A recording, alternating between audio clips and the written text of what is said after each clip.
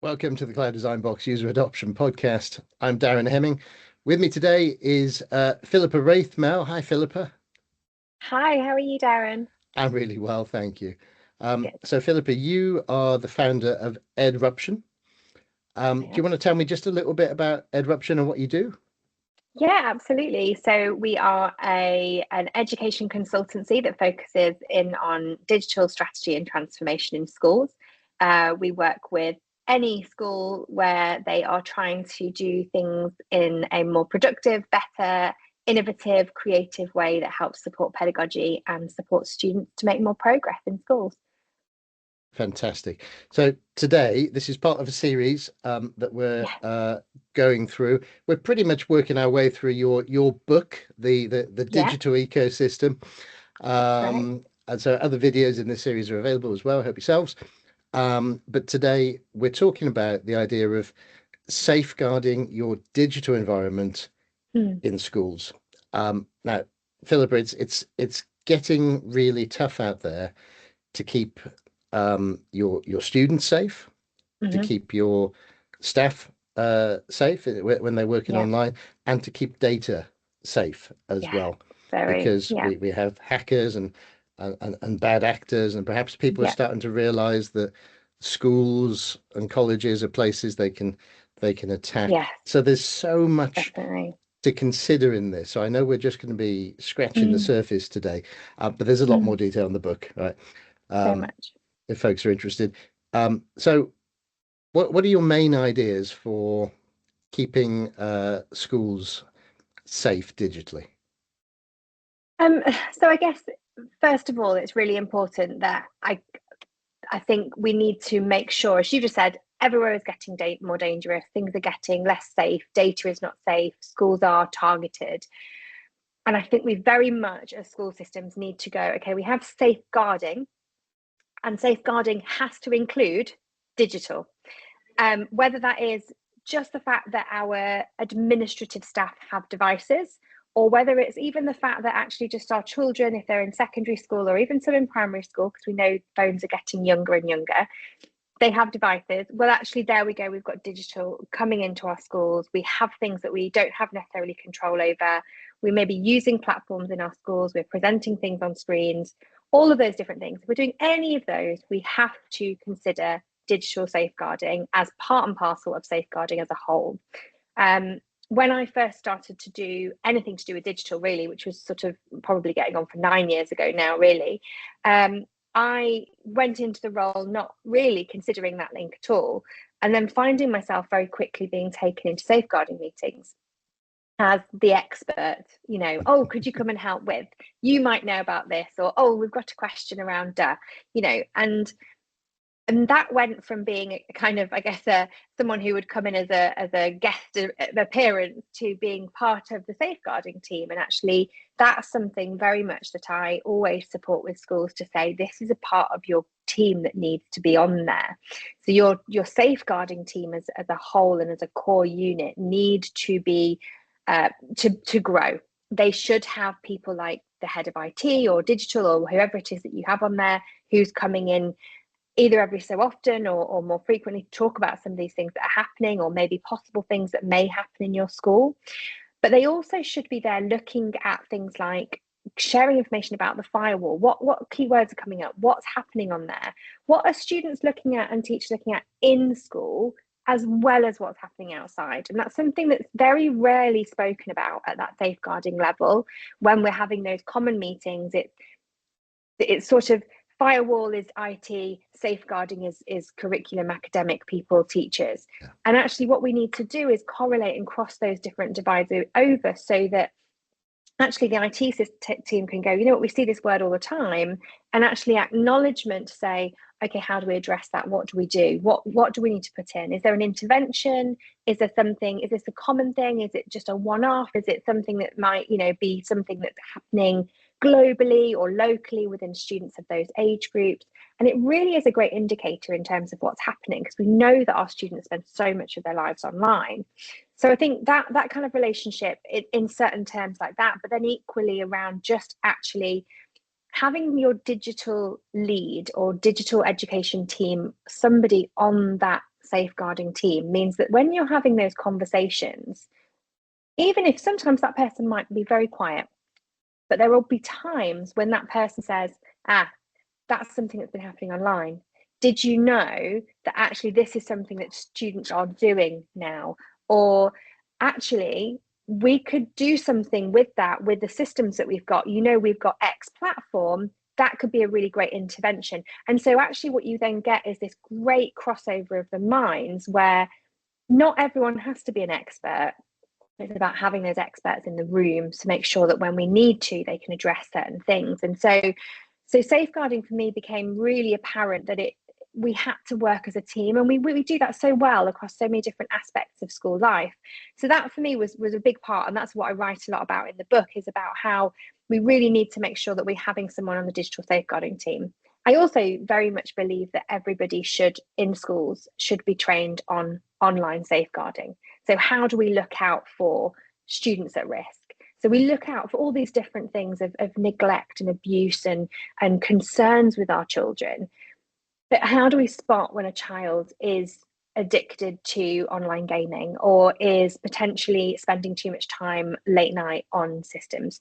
For instance, I was having a conversation with my colleague earlier today. We were talking about being able to track at what time a student is logging on to do their homework. Because yes, our rhythms of our body as teenagers is later into the night and we want to sleep later into the morning. We know all that. But if a child is sleeping at 11 o'clock or waking up at 11 o'clock or working at 11 o'clock through until 2 in the morning and then coming into school late, why is that? And is that an anomaly between that one lesson, or is it something that's happening in that child's life? Is it that, they just, they're concerned, they're worried, they're anxious? Are they up at night because of something else? And these are all really great indicators that we have data on, and it all links back to safeguarding. So there are sort of positives and negatives of all this technology that are going on around us. And I think there are really key indicators that we should be looking for and looking at.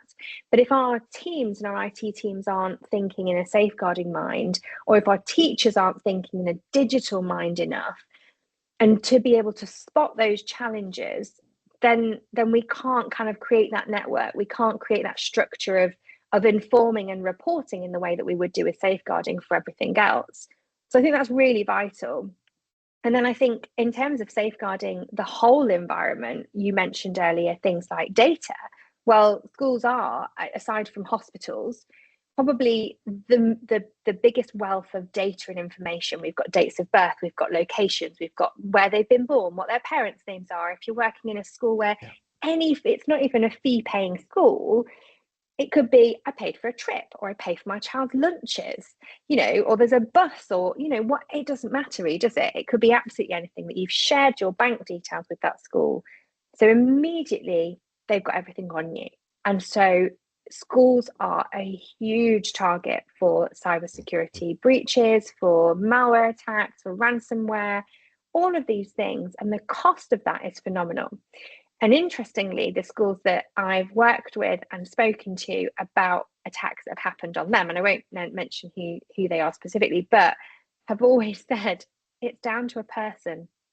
Unfortunately, we've always had lots of things in place, but as humans, it generally comes down to our error, and it can be so tiny of the little letter or the dash that's been popped somewhere. And when we're busy and when we're stressed and when we're overworked and we're thinking about all the things we've got to mark or do or talk to and log, we slip past these. And so something that comes in that looks like an urgent email from Darren actually isn't an urgent email from Darren. And all of a sudden everything crashes. And in some extreme cases, for instance, the Harris Federation that have had the documentary created about them, it can't even open doors and switch lights on. And so we really need to consider safeguarding as everything that we do within digital. And I very much think if a school is by any means digital, whether that's handing over a one-to-one device, asking them to bring them in themselves, and that's a whole safeguarding issue as well.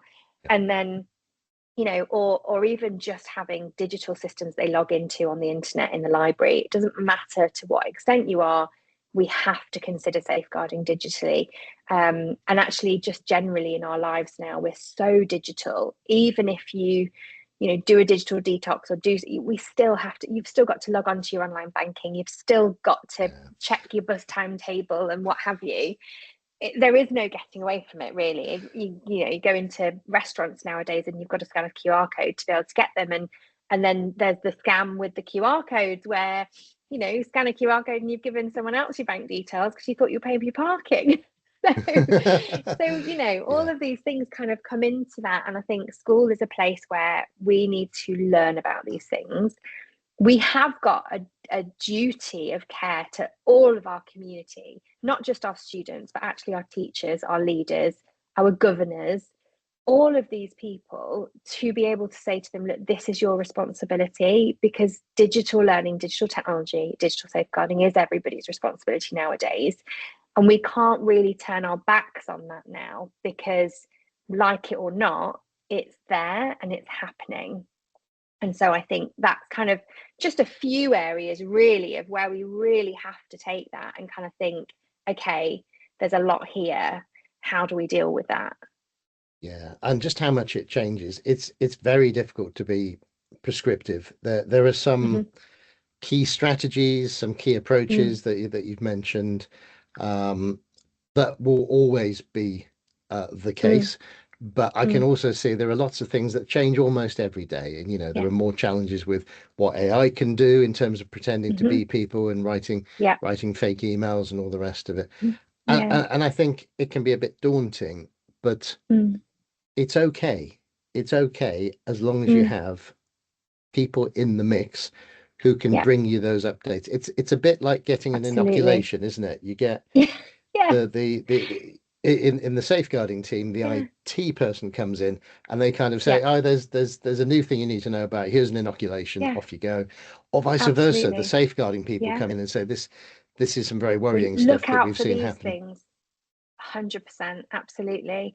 And I think it's very much about not kind of ignoring that, because it's very easy to kind of, I've had it so many times to me, even though I mentioned this in my book, I don't have an IT degree, I've got a fashion marketing degree, but people will go, oh, it's because you're techie. Well, it's not actually. It's just because I find it really interesting, and it's actually what I do as part of my training. It's like delivering any sort of training. And so I think it's very much about not discounting what people are saying about, because we all have to kind of make sure that we build that together. And that plan of action, if it's IT bringing it or if it's safeguarding bringing it, is looking at that and going, okay, how are we going to inform people about this? How are we going to share that information so people listen and understand it? Because it will scare some people. I mean, you mentioned about that thing, about videos and things online, or having phone calls where it's not the right person. Families, very easily, it's about saying, okay, have a family safe word. That's really important. Don't share that safe word. And it goes, back to password practices, which we're all terrible at. And so actually, making sure you know how to create safe passwords. There's some really, really simple areas in which we can really start. But as you mentioned as well, it's about starting. It's about having those conversations and about saying, you know what, we're really bad at this. We're really bad, but we're going to do from today little things all the time that make this possible and take us to where we should be. Because the more that we talk about these things, and the more that we talk about digital being a safeguarding risk and about those things, but mixing it in with those positives helps us to be able to have that balance and helps us to be able to see the bigger picture of it. Because we don't want to negatively impact everything we're doing, but we want to make sure, in the same way of safeguarding, we don't stop going on trips. We don't stop children interacting with other people. We tell them and we inform them, and we talk to adults about spotting signs, and it's the same sort of thing. It just needs to be built into that narrative well.